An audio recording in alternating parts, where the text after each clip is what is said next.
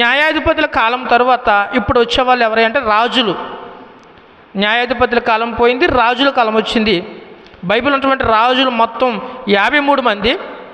దేవుని యొక్క మహాకృప మనపై ఉంటే ఆ 53 రాజులు మొత్తం అందరి గురించి కూడా మనము తెలుసుకుందాం. ఒక్కొక్కరి గురించి ఒక్కొక్క మాట మన హృదయంలో పడితే అదే మనకు గొప్ప ఆశీర్వాదం. దేవుడు ఏ మేలును ఉద్దేశించి వాళ్ళ గురించి బైబిల్లో రాయించి పెట్టారు అంటే మనం వాళ్ళ ద్వారా కొన్ని విషయాలు తెలుసుకోవటానికి. మంచిది. ఈరోజు ఇశ్రాయేలీయుల సమైక్య దేశంలో, సమైక్య రాజ్యంలో మొదటి రాజు ఎవరై అనగా సౌలు గారు.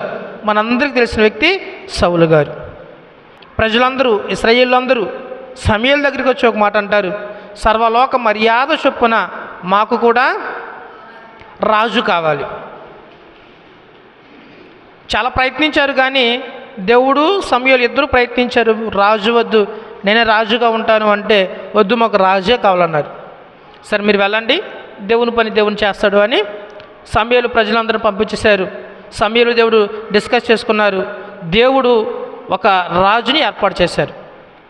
రాజు కావాలని చెప్పి వెళ్ళిన తర్వాత ఇశ్రాయేలు ఆ సంగతి మర్చిపోయారు కానీ దేవుడు మర్చిపోలే. ఇశ్రాయేలుకు ఇప్పుడు రాజు కావాలి. రాజు ఎలా ఉండాలి? అందులోనూ ఇశ్రాయేలు అందరిలోనూ మొదటి రాజు. మరి ఆ మొదటి రాజు ఎలాంటి వాడంటే ఏదో చూడడానికి ఏదో నార్మల్గా ఉన్నవాడైతే బాగోదు. దేవుడు సెలెక్ట్ చేస్తూ ఉన్నాడు. మరి దేవుడు సౌలుని రాజుగా ఎన్నుకోవడానికి గల కారణాలు ఒక 4 చెప్పి ముందుకు నేను వెళ్తా. మొదటి సమూయేలు గ్రంథము 9వ అధ్యాయము. మొదటి సమూయేలు గ్రంథము 9వ అధ్యాయము మొదటి వచనం.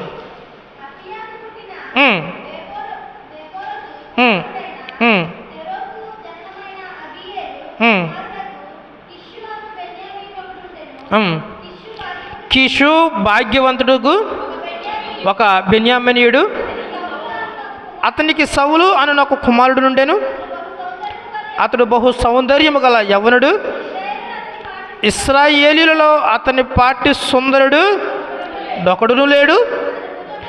అతడి భుజములు మొదలుకొని పైకి ఇతరుల కంటే ఎత్తుగలవాడు. చాలరా. ఇప్పుడు ఇశ్రాయేలుకి రాజు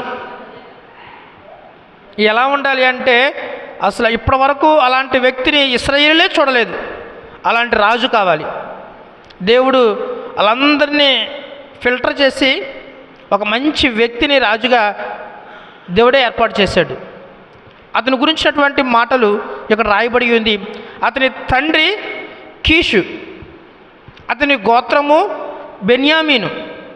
ఈ సౌలు ఎటువంటి వాడంటే మొదటి యవ్వనస్తుడు, రెండవది అందం కలిగిన వాడు. ఇక్కడ రాయబడి ఉంది అతడు బహు సౌందర్యము గల యవ్వనుడు. ఇశ్రాయేలీలో అతని పాటి సుందరుడు ఒకడును లేడు. మరి దేవుడు సెలెక్ట్ చేస్తాడంటే మామూలుగా సెలెక్ట్ చేస్తారా ఏంటి? అసలు ఆ సౌలు లాంటి వాడు ఇంకా ఇశ్రాయేలులోనే లేడు. యవనస్తుడు, అందం కలిగిన వాడు. మూడవది అతను తండ్రి కీషు భాగ్యవంతుడు, అంటే మంచి డబ్బు ఉన్నటువంటి వ్యక్తి. కొంచెం కిందకు వస్తే ఇశ్రాయేలులో అతడి భుజము కంటే పైకి ఇతరుల కంటే ఎత్తుగలవాడు. అంటే ఇక్కడ నుంచి మంచి హైట్ ఉన్నటువంటి, మంచి పర్సనాలిటీ ఉన్నటువంటి వ్యక్తి. ఒకటి యవనస్తుడు, అందం గలవాడు, ఎత్తు గలవాడు, డబ్బు గలవాడు. మళ్ళీ చెప్దామా? యవనస్తుడు, అందం కలిగిన వాడు, ఎత్తు గలవాడు, డబ్బు గలవాడు. మరి ఇశ్రాయేలుకి రాజు కావాలంటే మరి మామూలు విషయమా ఏంటి? అంత గొప్ప వ్యక్తిని దేవుడు ఏర్పాటు చేసుకున్నాడు. ఇప్పటివరకు మనం బయట చూసాము. బయట వాటిలో ఇశ్రాయేలులో ఇక ఆ యవనస్తుడు మించిన వాడు లేడు. ఓకే, బయట విషయాలు ఓకే. ఇప్పుడు లోపల విషయాలు, సౌలునే ఎందుకు దేవుడు రాజుగా ఏర్పాటు చేసుకున్నాడు అంటే మొదటిగా చెప్తాను చూడండి. మొదటి సమూయేలు గ్రంథము 9వ అధ్యాయము 5వ వచనం. అయితే వారు సూపు దేశమునకు వచ్చినప్పుడు మనము తిరిగి వెళుదాము రమ్ము, గార్ధాబముల కొరకు చింతింపక నా తండ్రి మన కొరకు విచారపడునేమో అని సౌలు తన యొద్దనున్న పనివారితో చాలు. సౌలుని రాజుగా ఎన్నుకోవటంలో ఉన్నటువంటి ఆధ్యాత్మిక కోణాలు ఇప్పుడు మనం చూస్తూ ఉన్నాం. చెప్పండి, సౌలు డబ్బున్నవాడే కదా. సౌలు కుటుంబానికి భాగ్యవంతులుగా పేరు. అతనికి ఎన్నో పశువులు ఉంటే అందులో ఒక గార్ధాపము తప్పిపోయింది. గార్ధాపం అంటే గాడిద తప్పిపోయింది. డబ్బున్నాడే కదా, ఎన్నో పశువులు ఉంటాయి. ఒక గాడిద తప్పిపోతే యాక్చువల్గా ఏమని అనుకుంటాం, ఒకసారి మన చుట్టుపక్కల చూసి కొంతమందిని అడిగి పోనీలే గాడిదేగా పోయిందని వదిలేస్తాం. కానీ సమూయేలు అలా చుట్టుపక్కల వెతికి వదిలేయలే. ఒక గాడిద కోసము సౌలు ఎంతలా వెతికాడు అంటే ఒకసారి మనము చూస్తే 4-5 వచనాల్లో షాలీషా దేశమును సంపరించగా, రెండవది షైలాను దేశమును దాటి సంచారము చేసి, మూడవది బెన్యామీను దేశమును సంచరించి, నాలుగవది సూపు దేశమును సంచరించి. ఒక గాడిద కోసము ఎన్ని దేశాలు తిరిగాడు? 4 దేశాలు. గాడిదే కదా అని వదిలేయలే. దేవుడు కూడా 99 గొర్రెలను వదిలేసి తప్పిపోయిన ఒక్క గొర్రె కోసం వెతికాడు. సౌలులో ఈ విషయం దేవుడికి బాగా నచ్చింది. సౌలుని రాజుగా ఎన్నుకుంటే రాజ్యంలో ఉన్నటువంటి ప్రజల గురించి కూడా, గాడిద గురించి ఇంత ఆలోచిస్తే, ఇంత విచారిస్తే ప్రజల గురించి ఇంకెంత విచారిస్తాడో అని దేవుడు సౌలుని రాజుగా ఏర్పాటు చేశాడు. రెండవ మాట చెప్పి నేను ముందుకు వెళ్తా. ఇదే మొదటి సమూయేలు గ్రంథము 9వ అధ్యాయము 7వ వచనం. అందుకు సౌలు, మనం వెళ్ళినడల ఆ మనిషికి ఏమి తీసుకుని పోవదము? మన సామగ్రిల నుండి భోజన పదార్థములు సరిపోయినవి. ఆ దైవజనునికి బహుమానము తీసుకుని పోవటకు మనకేమీ లేదు అని చాలు.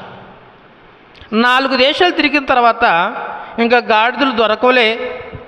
మనము గాడిదల కొరకు ఎంత విచారిస్తున్నామో మన తండ్రి మన గురించి ఇంకంతకన్నా ఎక్కువ విచారిస్తాడు కదా. సరే వెళ్ళిపోదాం, ఇంకేం చేద్దాం, మన ప్రయత్నం మనం చేసామని సేవకులతో అన్నప్పుడు సేవకులు ఒకరు అంటారు, ఇక్కడ ఒక దీర్ఘదర్శి ఉన్నాడు, దీర్ఘదర్శి దగ్గరికి వెళ్దాం పదండి.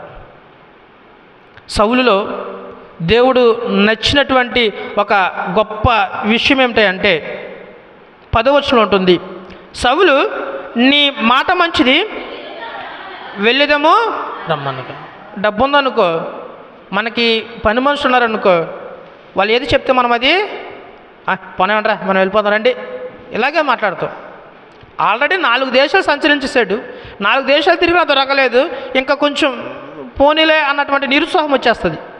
కానీ సేవకులు ఎక్కడికి వెళ్దామంటే అక్కడికి, మీరు నాకు చెప్పేది ఏంటి అనే విధానం కానీ, లేకపోతే పోనీలో వదిలేద్దామని కానీ ఆ విషయాలేమి సౌలు లేవు. పనివారు చెప్పిన మాటకు కూడా సరే వెళుదాము రండి, మీ మాట అంతా కానవ్వాలి, అక్కడికడ వెళ్దాం రండి. సౌలులో ఇది దేవునికి నచ్చింది. తన కన్నా తక్కువ అన్న విధానం కూడా లేకుండా, నా ఇంటిలో పనివారు అనేటువంటి విధానం కూడా లేకుండా, సేవకుల్ని ప్రేమించి సేవకుల మాటకు మర్యాదనిచ్చి సేవకుల మాటకు కూడా లోబడతాం అనేది దేవునికి నచ్చింది. అందుకే దేవుడు సౌలుని మొదటి రాజుగా ఎన్నుకున్నాడు. మూడవది, ఈ సేవకులు ఏమని చెప్తున్నారంటే, ఈ ఊరిలో ఒక దీర్ఘదర్శి ఉన్నారు, ఏది తప్పుపోయినా అది చెప్తారంట, మనం ఒకసారి ఆయన దగ్గరికి వెళ్ళి విచారిద్దాం రండి. ఈ సమూయేలు యొక్క సేవకులు కూడా ఇక్కడ దీర్ఘదర్శి ఉన్నారంట, వెళ్దాం పదండి అంటే సరే వెళ్దాం పదండి. కానీ వెళ్దామన్నారు కదా, సేవకుని దగ్గరికి వెళ్ళడానికి మన దగ్గర 7వ వచనంలో, అందుకు సౌలు మనము వెళ్ళినడలా ఆ మనిషికి ఏమి తీసుకుని పోదాము? మన సామాగ్రి నుండి భోజన పదార్థములు సరిపోయినవి. ఆ దైవజనునికి బహుమానము తీసుకుని పోటకు. దేవుడు సౌలుని రాజుగా ఎన్నుకోవటంలో దేవుడికి నచ్చినటువంటి 3వ గుణం ఏమిటంటే, సేవకుని దగ్గరికి వెళ్ళేటప్పుడు ఎలా వెళ్ళాలి? ఏదన్నా ఇక్కడ రాయబడిన మాట భోజన పదార్థాల గురించి చూశారు. భోజన పదార్థాలు మన దగ్గర ఏమీ లేవు. పోనీ ఏమైనా బహుమానాలు ఉన్నాయా? బహుమానము లేదు. కిందకి వెళ్తే మన దగ్గర వెండి ఉంది, సరే ఆ వెండి ఇద్దాం పదా అని డిసైడ్ అయ్యారు. సౌలుని రాజుగా ఎన్నుకోవడంలో మూడవ బలమైన కారణం ఏంటంటే సేవకుని ప్రేమించేటువంటి గుణము ఉంది. నాలుగో మాట చెప్పి నేను ముగించడానికి ఇష్టపడుతూ ఉన్నా. మొదటి సమూయేలు గ్రంథము 9వ అధ్యాయము 21వ వచనం. అందుకు సౌలు, నేను బెన్యామీనుడిని కానా?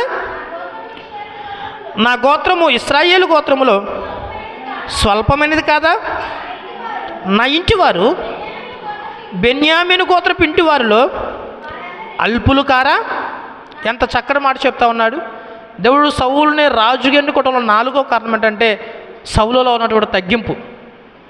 సమూయేలు అంటారు సౌలుతో, దేవుడు నిన్ను బలంగా వాడుకోబోతున్నాడు అని చెప్పగానే సౌలు అంటారు, అయ్యో నన్నా, నా కుటుంబము, నా గోత్రము, మనకి అచ్చ తెలుగులో అర్థమయ్యేటట్టు చెప్పాలంటే నా జాతి మిగతా జాతులందరిలో చాలా అల్పమైనది, నా జాతి అంతటిలోనూ నా కుటుంబము ఇంకా అల్పమైనది అని.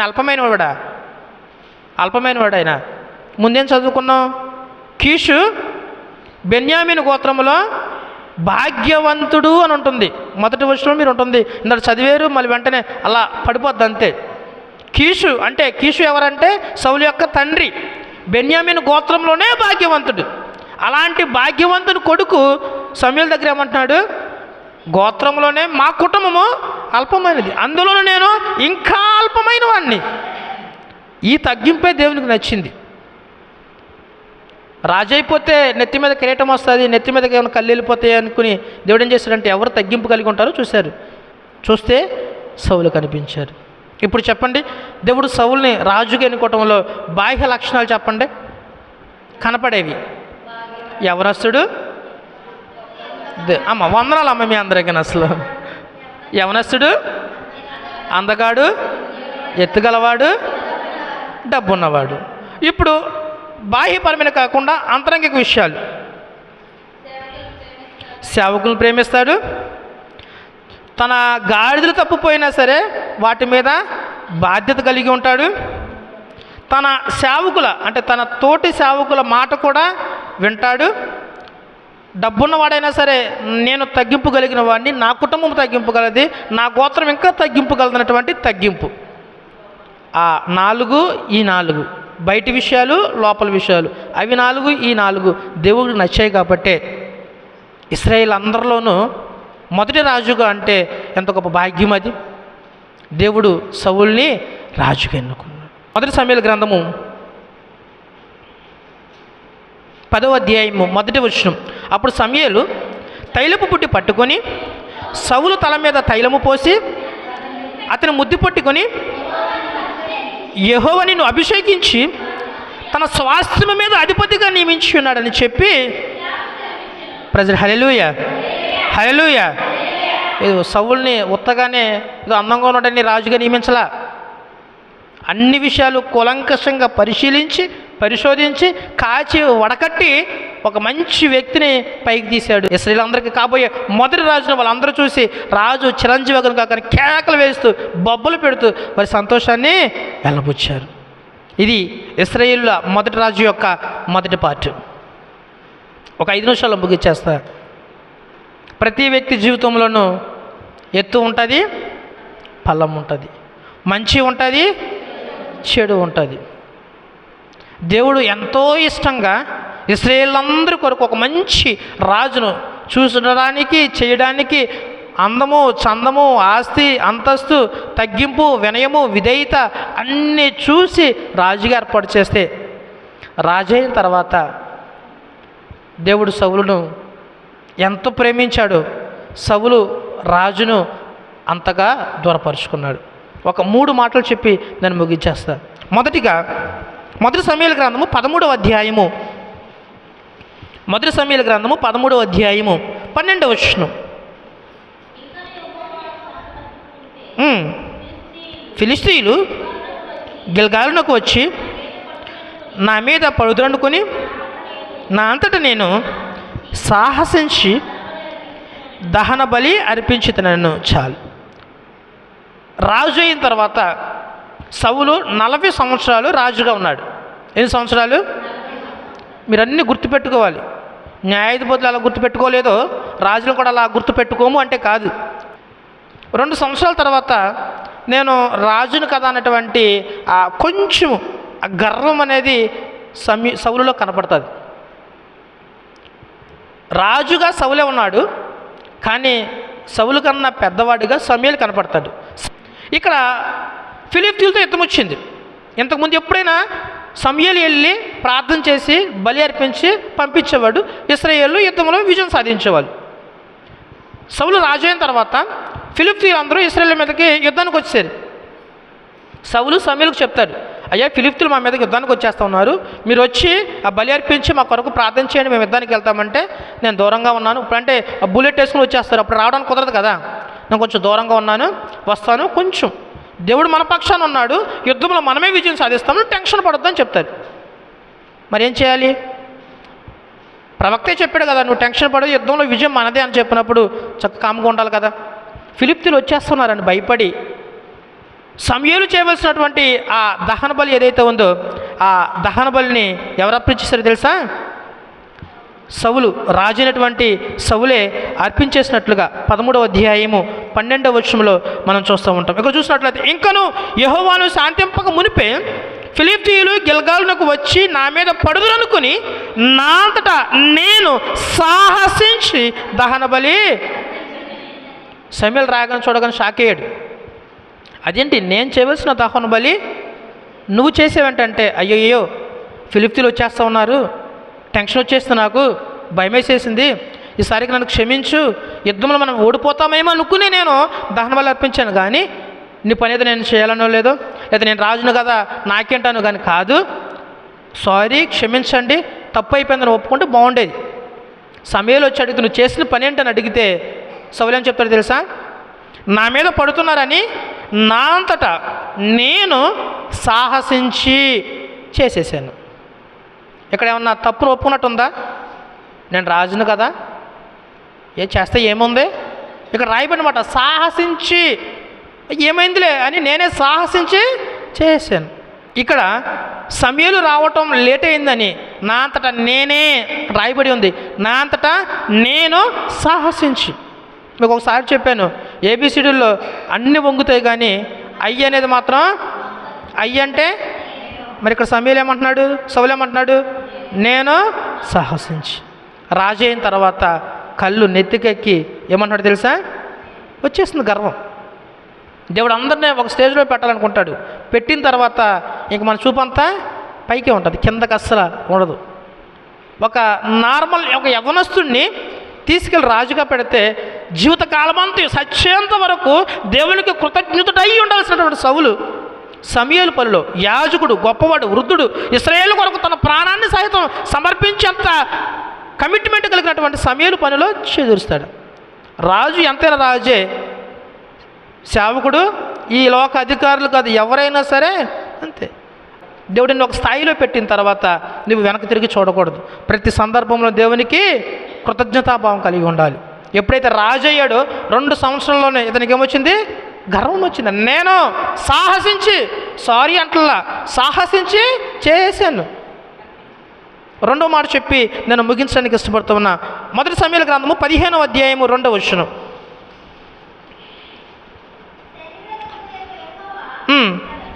సెలవిచ్చినదేమనగా అమాలేకీయులు ఇశ్రాయేలులకు చేసినది నాకు జ్ఞాపకమే. ఇక్కడ రెండవది, మొదటిది సేవకుడు చేసిన పనికి అడ్డం వచ్చి సారీ కాదు చెప్పకుండా నేను సాహసించి చేశాను అని చెప్పాడు. రెండవది ఇక్కడ ఏంటి అంటే దేవుడు సౌలుతో చెప్తా ఉన్నాడు. ఇప్పుడు ఎవరు వచ్చారంటే అమాలేకీయులు. స్వయంగా దేవుడే సౌలుతో చెప్తా ఉన్నాడు, సౌలు అమాలేకీయులు మన పట్ల చేసినటువంటి తప్పిదో నీకు తెలుసు కదా, మీకు ఇంటికి వెళ్ళిన తర్వాత చదువుకోండి, మన దగ్గర సమయం లేదు కాబట్టి. వాళ్ళు ఏం చేశారయ్యా అంటే ద్వితీయోపదేశకాండం మీరు తీయొద్దు 25వ అధ్యాయంలో ఉంటుంది. అమాలేకీయులు ఉత్తు పుణ్యానే అసలు ఏమీ చేయలేదు, ఒకేసారి వచ్చి ఇశ్రాయేలు మీద పడి ఇబ్బంది కలిగేస్తారు. ఇశ్రాయేలు ఎవరు అంటే దేవుని యొక్క ప్రజలు. దేవుడే వారిని నడిపిస్తూ ఉండగా అమాలేకీయులు ఇశ్రాయేలు మీదకి వెళ్ళి దాడి చేశారు. దాన్ని ఇశ్రాయేలు మర్చిపోయారు కానీ దేవుడు మర్చిపోలే. ఇశ్రాయేలు స్థిరపడిన తర్వాత, ఇశ్రాయేలులకి రాజు అయిన తర్వాత దేవునికి ఒక పగ ఉంది. ఏంటంటే అప్పుడెప్పుడో అమాలేకులు మన మీద దాడి చేశారు కదా, ఇప్పుడు నువ్వు మొదటి రాజు అయ్యావు కాబట్టి నా పగ ఏంటంటే వాళ్ళని, ఇక్కడ రాయబడిన మాట, నీవు పోయి కనికరింపక అమాలేకీయుల హతము చేయము, పురుషులనేమి, స్త్రీలనేమి, బాలులనేమి, పసిపిల్లనేమి, ఎద్దులనేమి, గొర్రెలనేమి, ఒంటెలనేమి, గార్దాబులనేమి అన్నిటినీ నాశనం చేసి వారికి కలిగినదంతయు బొత్తిగా పాడు చేశారు. పసి పిల్లలతో అసలు ఏమి వదలదు, మొత్తము తుడిచిపెట్టే అంతే. ఎవరు చెప్పారు? దేవుడు చెప్పాడు. ఎవరికి చెప్పారు? సౌలుకి చెప్పారు. అక్కడ రాయబడిన మాట, కనికరించొద్దు, బొత్తిగా తుడిచిపెట్టే. యుద్ధానికి వెళ్ళాడు. దేవుడు మాట చెప్పాడంటే కదా, శాసనం అంతే. శాసనాన్ని ఎవరు దాటకూడదు అంతే. దేవుడికి కనికరం లేదా? పసి పిల్లలతో ఎత్తుకున్నారంటే అప్పుడు వాళ్ళు చేసేటువంటి బాధ అటువంటిది మనసులో పెట్టుకున్నాడు. సౌలు యుద్ధానికి వెళ్ళాడు. యుద్ధంలోనికి వెళ్ళి క్రొవ్వినటువంటి బలిసినటువంటి గొర్రెలని, ఎద్దులని వదిలేసి మిగతా వాటిని అన్నిటిని నాశనం చేశాడు. రాజుని కూడా బతకనిచ్చాడు, మిగతా వాళ్ళందరూ చంపేశాడు. ఆ క్రొవ్విన బలిసినటువంటి గొర్రెల మేకల్ని చక్కగా ఇంటికి తీసుకొచ్చాడు. అక్కడ మేము యుద్ధంలో విజయం గెలిచాము అని ఒక విజయ స్తంభాన్ని కూడా నాటి వచ్చేసారని అనుకున్నారు. కానీ దేవుడికి తెలియదా? మనం ఏమన్నా దాస్తే దేవుడు చూడ్డా? అన్నీ చూస్తాడు. వెంటనే దేవుడు ఎవరితో చెప్పాడు తెలుసా? సమూయేలు తెలిసి, సమూయేలు, సౌలు నేను చెప్పిన మాట వినలా, నేను బొత్తుగా నాశనం చేయమంటే క్రొవ్విన బలిసిన వాటిని తీసుకొచ్చేసాడు, నువ్వు వెళ్ళి మాట్లాడు అంటే సమూయేలు కోపం వస్తుంది. ఆల్రెడీ ఒకసారి తప్పు చేశాడు, ఇప్పుడు రెండవ తప్పు చేశాడు. ఇక సమూయేలుకు కోపం వచ్చింది. కోపం వచ్చి నేను చదువుతాను చూడండి, 15వ అధ్యాయం, మొదటి సమూయేలు 15:9. సౌలును జనులను కూడి అగగును, గొర్రెలలోను, ఎడ్లలోను, క్రొవ్విన గొర్రె పిల్లలను మొదలైన వాటిలన్నిటిలో నుంచి మంచి వాటిని నిర్మూలన చేయక, కడగా నుంచి పనికిరాని నీచ పశువులన్నిటినీ నిర్మూలన చేశాను. 10వ అప్పుడు యెహోవాకు సమూయేలుకు ప్రత్యక్షమై ఇలాగ సెలవిచ్చును, సౌలు నన్ను అనుసరింపక వెనుక తీసి నా ఆజ్ఞలను గైకొనకపోయిన గనుక అతనిని రాజుగా నిర్ణయించినందుకు నేను పశ్చాత్తాపపడుచున్నాను. ఏ పని అయితే అవ్వకూడదో ఆ పని అయిపోయింది. నేను అందము, చందము, ఆస్తి, అంతస్తు, తగ్గింపు, వినయము, విధేయత ఇన్ని చూసి రాజుగా చేస్తే ఇప్పుడు సౌలుని నేను రాజుగా ఎందుకు చేశాను అని నేను బాధపడుతున్నా. సమూయేలు వెళ్ళి ఏం చేశాడో, ఎందుకు చేశాడో అడుగు అంటే సమూయేలు రాగానే సౌలు మీద కోపడతాడు. అప్పుడు ఏదో తెలియగా తప్పు చేసేసాను, క్షమించండి అంటే మేబీ దేవుడు ఒప్పుకునేవాడేమో. ఇక్కడ రాయబడిన మాట 13వ యెహోవా వలన నీకు ఆశీర్వాదం కలుగును గాక, యెహోవా ఆజ్ఞను నేను నెరవేర్చి తిననగా. సౌలు దగ్గరికి సమూయేలు వెళ్ళగానే సౌలు సమూయేలుతో అన్నమాట, యెహోవా ఆజ్ఞను నేను నెరవేర్చాడా? సగమే నెరవేర్చాడు. సమూయేలు ఊరుకుంటాడేంటి? కంటిన్యూస్లో సమూయేలు, అలాగైతే నాకు వినబడుచున్న గొర్రెల అరుపులను, ఎడ్ల రంకెలను ఎక్కడివి? అప్పుడైనా అయ్యయ్యో తప్పు అయిపోయిందని కాళ్ళ మీద పడిపోవాలి. అప్పుడు పడట్లా. ఏమన్నాడు తెలుసా? ఏమంటున్నాడంటే దేవునికి బలి అర్పించడానికి శ్రేష్టమైన వాటిని నేను తీసుకొచ్చాను. మళ్ళీ అబద్ధం చెప్తా ఉన్నాడు. మనం ఏదైనా తప్పు చేసామంటే ఆ తప్పును కప్పుపుచ్చుకోవడానికి తప్పు వెనకాల వెళ్ళిపోతూ ఉంటుంది. కొవ్వునవి తీసుకొచ్చాడు, దాన్ని తప్పించుకోవడం కోసం ఇట్లా ఎందుకు తీసుకొచ్చాడంటే నా కోసం కాదు, నేను తినడం కోసం, రాజు కోసం అని చెప్పాడు. మరలా ఇంకా కోప్పడితే ఏంటమ్మా, ఇంకా కోప్పడితే ఇక్కడ రాయబడిన మాట 24వ సౌలు జనులకు జడిసి వారి మాట వినందున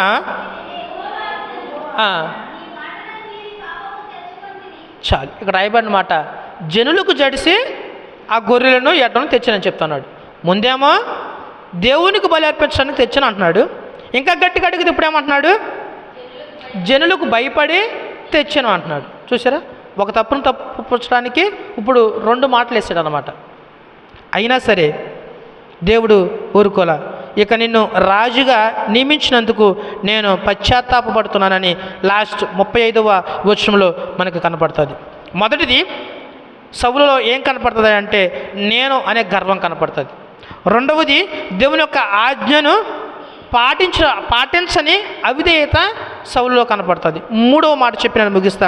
మొదటి సమయాలు 18వ అధ్యాయము 8వ వచనం. నేను దాని యొక్క సందర్భాన్ని చెప్తా. గొలియాతు మొత్తం అందరి మీద ఒక ఏమంటారంటే ఒక ఛాలెంజ్ విసురుతాడు. నన్ను ఎవరైనా ఓడించగలిగిన వారు మీరు ఎవరైనా ఉన్నారా అంటే అందరూ వెనకడిగేస్తారు. సౌలు యొక్క కొడుకు, సౌలు కొడుకుతో పాటు సైన్యాధ్యక్షుడు, సైన్యము అందరూ వెనకడిగేస్తారు. అప్పట్లో ఒక చిన్నవాడైనటువంటి దావీదు ఒక వడిసెలు 5 రాళ్ళతో గొలియాతును ఏం చేస్తాడు, చాచి కొడితే కింద పడతాడు. ఇంకొక యుద్ధంలో కూడా దావీదు విజయం పొందుతాడు. దావీదు ఎక్కడికి వెళ్తే అక్కడ యుద్ధంలో విజయం వస్తుంది. దానిని బట్టి దావీదు రాజ్యంలోనికి రాగానే ప్రజలందరూ ఏమని అంటారు అంటే ఇక్కడ రాయబడినమాట, సౌలు 1000 కొలదియు దావీదు 10,000 కొలదియు హతము చేసిరన్నారు. వెంటనే సౌలులో ఏం కలిగిందో తెలుసా? అసూయ. ఏంటది? అసూయ. నేను రాజునై ఉంటే నన్ను పొగడకుండా ఇవాళ దావీదును పొగుడతారేంటి? పోనీ పొగిడితే పొగిడారు, నాకేమో ఇక్కడ రాయబడినమాట, నాకెంత 1000 కొలది, దావీదుకి 10,000 కొలిదా అని దావీదు మీద సౌలుకి ఏం కలుగుద్ది అంటే అసూయ కలిగిద్ది. కొంచెం కిందకి వెళ్తే నేను ముగిచ్చేస్తా ఉన్నాను. 11వ వచనంలో దావీదు మీద అసూయపడి తన చేతిలో ఉన్నటువంటి ఈటి విసిరిపోతాడు. దావీదు తప్పించుకుంటాడు. దావీదుకి ప్రమోషన్ ఇస్తానని చెప్పి మాయమాటలు చెప్పి సైన్యాధ్యక్షుని చేస్తాడు. ఎందుకు అంటే యుద్ధంలోనికి సైన్యాధిపతి ముందుకే వెళ్తాడు. యుద్ధంలో తేడా అయితే ఎవరు చచ్చిపోతారంటే సైన్యాధ్యక్షుడు. అలాగైనా చంపొచ్చు అని దావీదును సైన్యాధిపతిగా పెడతారు. కానీ దేవుడు దావీదు పక్షాన నుండి అన్ని యుద్ధంలోని విజయాన్ని ఇస్తాడు. చంపుదామన్నా కుదురుతుల్లా.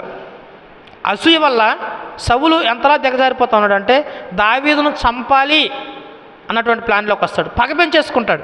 ఎలాగైనా దావీదును చంపాలి, సైన్యాధ్యక్షుడిగా పెడతాడు. అలాగైనా చచ్చిపోతాడేమోనని. అలాగను చావడు. మూడో ప్లాన్ ఏం చేస్తాడు తెలుసా? ఈవెన్ తన కూతురినే దావీదుకి ఇస్తాడు.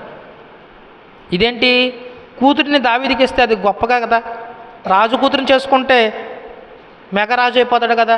మరి దీంట్లో పగేముందనుకుంటున్నారా? ఒక మాట చెప్పి నేను ముగిచేస్తాను. 18వ అధ్యాయంలోనే 21వ వచనం మీకు అర్థమైంది. అక్కడ ఆమె అతనుకు ఎలా ఉండాలంట? మా తల్లి ఆమెకు వందనాలు అటువంటిది అనమాట. ఎటువంటిది? బయటికి వెళ్తే గురేసి లాగినట్టేనమాట. గయ్యాలు గడిచి ఏమనాలంటే కదా అనాలన్నమాట. నా కూతురు అంత మంచిదని తెలిసి, నా కూతురు అయితే ఇక దావీదు నాశనం అయిపోతాడని తెలిసి తన కూతురిని ఉరిగా ఉండటం కోసం దావీదుకి ఇచ్చాడంట. ఎంత గొప్ప కూతురు అయి ఉంటుందో. అయినా సరే నిజంగా మేకల గురించి మనం ధ్యానిస్తాం తర్వాత. ఎంత ఇబ్బంది పెట్టిందంటే అంత ఇబ్బంది పెట్టింది. కానీ దావీదు అన్నిట్లోనే నిలబడ్డాడు, స్థిరపడ్డాడు. తర్వాత విషయం ఇక్కడ నేను చెప్పేది ఏంటంటే దావీదు పడిన అసూయ పగ కింద వెళ్ళింది, పగ హత్య కింద వెళ్ళింది, హత్య హంతకుని చేసేసింది. లాస్ట్ మాట మొదటి సమయాలు 22వ అధ్యాయము 18వ వచనం. 18వ వచనం.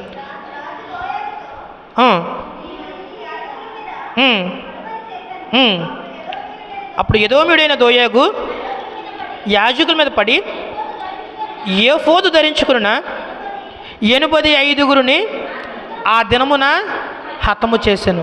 ఎవరి మీద కోపంతో అంటే దావీదు మీద కోపంతో. దావీదు సౌలుకు భయపడి పారిపోతూ ఉంటే దావీదుకు ఆశ్రమించారు అనేటువంటి కారణంతో ఎఫోదు ధరించినటువంటి యాజకులు ఎంతమంది అంటే 85 మందిని చంపించేశాడు. మామూలు మనుషులు కాదు, వాళ్ళు ఎవరు? యాజకులు, దేవుని సేవకులు. అందులోనూ ఎఫోదు ధరించి ఉన్నారు అంటే యాజకత్వం పనిలో ఇంకా వాళ్ళు కొనసాగుతూ ఉన్నారు. యాజకత్వం చేస్తున్న వాళ్ళలో 85 మందిని చంపించేశాడు. కారణం ఏంటో తెలుసా? చిన్న కారణమే, దావీదుకి ఆశ్రమించారు. చూసారా, సౌలుకి దావీదు మీద ఉన్నటువంటి అసూయ చంపాలి అనేటువంటి పగను ప్రేరేపించింది. చంపేందుకు సైన్యాధిపక్షం అయినా కుదరట్లేదని తన కూతురునిచ్చింది, అయినా కుదరలేదని తన కొడుకును కూడా ఒక బలిపశువుని చేశాడు. ఇంకా కుదరట్లేదని ఆశ్రయం కల్పించారన్నటువంటి యాజకులను కూడా చంపేశారు. చిన్ని పదం అసూయ. ఒకరి మీద అసూయ వచ్చిందంటే అది ఎంతలాగా క్షీణదశకి హీనదశకి మనల్ని తీసుకెళ్ళిపోద్దంటే, మన ముందు ఎవరన్నా ఎదుగుతున్నారంటే మనకి గిట్టదు. మన ముందు ఎవరైనా కొత్త బండి కొన్నారన్నా, కొత్త చీర కట్టారన్నా, కొత్త ఇల్లు కట్టుకున్నారన్నా సరే చాలామంది గిట్టదు. దావీదును ఒకే మాట అన్నారు జనులందరూ, సౌలు 1000 కొలదికి దావీదు 10,000. ఆ ఒక్క పదము సౌలు రాజుని ఎంత క్షీణ తీసుకొచ్చేసింది. దేవుడు ఊరుకుంటాడా? యుద్ధంలో సౌలు ఎలా చనిపోయాడు తెలుసా? ఎలా తెలుసా? తనకు తానుగానే తన వెనుకున్నటువంటి బాణములు మోసేటవాడితో, అగో వాళ్ళు వస్తూ ఉన్నారు, వాళ్ళ ముందు నేను చనిపోతే సున్నతి లేని వారి చేతిలో చనిపోవడం అనేది నాకు పరువు ఇప్పుడు గుర్తుకొచ్చింది. సౌలు మీద వెంటాడినప్పుడు ఆ పరువు గుర్తు రాలేదు, సౌలు మీద అసూయ పడినప్పుడు ఆ పరువు గుర్తుకు రాలేదు, సమయలు పనుల్లో చేయి పెట్టినందుకు ఆ పరువు గుర్తు రాలేదు. చనిపోయే స్టేజ్లో పరువు, ఆ సిగ్గు, ఆ అవమానము ఇప్పుడు గుర్తుకొచ్చాయి. వాళ్ళ ముందు చనిపోవటం కన్నా నువ్వు నన్ను చంపాని, నేను చంపనంటే ఇద్దరు కలిపి గుచ్చితే ఆ రోజులోనే సౌలు యొక్క కుమారులు ఒకే దెబ్బతో చనిపోతారు. దేవుడు ఎంత మంచి ఉన్నత స్థితిలో సౌలుని పెట్టాలనుకున్నాడు తెలుసా? రాజుగా, మొదటి రాజుగా, అందము, చందము, ఆస్తి, అంతస్తు ఉన్నటువంటి వాడిని రాజుగా నియమిస్తే దానికి కృతజ్ఞతాభావం కలిగి ఉంటే సౌలు ఎంత గొప్పవాడయ్యేవాడు. రాజు అయిన 2వ సంవత్సరంలో అతను ఏమొచ్చింది తెలుసా? గర్వం వచ్చింది, అవిధేయత వచ్చింది, అసూయ వచ్చింది, చివరికి హీనాతిహీనముగా చనిపోయాడు. ఇప్పుడు దేవుని బిడ్డలారా, మనలో కూడా దేవుడు ఒక స్థితిలో పెట్టిన తర్వాత మనలోకి ఏమన్నా గర్వం వస్తుందేమో, అవిధేయత వస్తుందేమో, అసూయ వస్తుందేమో ఒకసారి జ్ఞాపకం చేసుకుందాం. అవి సౌలుని నీచమైన స్థితికి తీసుకొచ్చింది. ఒకవేళ మనలో కూడా గర్వము, అసూయ, అవిధేయత ఉంటే వాడిని తీసుకుందాం. దేవా తప్పు చేశాను, సౌలు చెప్పలేకపోయాడు, 3 అవకాశాలు ఇచ్చినా చెప్పలేకపోయాడు, సారీ క్షమించు అని. కానీ దేవుడి రాత్రి మనకు అవకాశం ఇచ్చాడు.